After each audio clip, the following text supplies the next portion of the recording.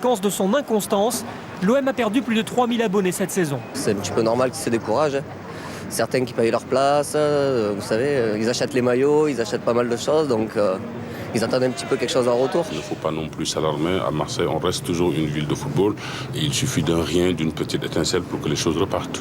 L'opération Reconquête nécessite une victoire face à Sochaux devant la plus faible affluence de la saison, 22 000 spectateurs.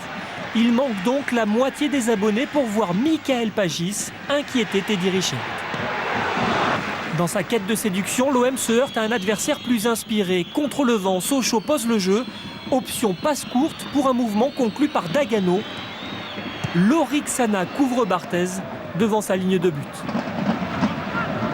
Le gardien marseillais était battu sur cette action. Il est encore en difficulté à la 19e minute sur une frappe de Valérie Mézag.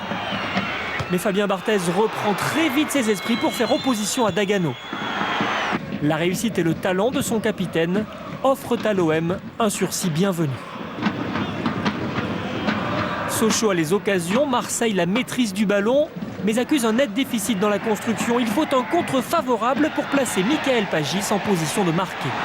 Pagis, l'une des rares satisfactions marseillaises de ce début d'année. 43e minute, toujours le même constat. Lorsque Sochaux passe en mode offensif, le Vélodrome frissonne. Ménez décale Isabé, mise en échec par Barthez. À la pause, les regrets accompagnent les Sochaliens sur le chemin des vestiaires. On a manqué d'efficacité devant le but en première période et je pense qu'on méritait de rentrer à la pause avec un but dans notre camp. Le fait d'arriver 0-0 au moment de la première mi-temps, ça nous a donné un capital confiance pour la deuxième mi-temps. Et en deuxième mi-temps, je pense qu'on a été meilleur dans la récupération du ballon. Dans son utilisation aussi, l'OM est en progrès. Amélioration palpable dès les premières secondes avec une frappe de Franck Ribéry détournée par Teddy Richert. Pour reconquérir son public, Marseille doit suivre la voie tracée par son entraîneur. Cap sur le but sochalien. Michael Pagis lance Franck Ribéry qui s'enfonce et sert Maoulida démarqué au 6 mètres. Un peu trop démarqué, même au goût de l'arbitre assistant. Monsieur Thual refuse le but pour une position de hors-jeu. Même au ralenti, difficile d'être catégorique. Les Marseillais s'estiment floués. Ils disposent d'un quart d'heure pour évacuer ce sentiment d'injustice. Un sentiment qui va changer de camp à la 78e minute sur une nouvelle poussée de l'OM. L'arbitre accorde un pénalty pour une main de Tozic dans la surface.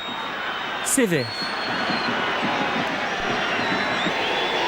Sabri Lamouchi s'élance et balance. C'est le deuxième pénalty manqué par Marseille cette saison sur 2 tentatives.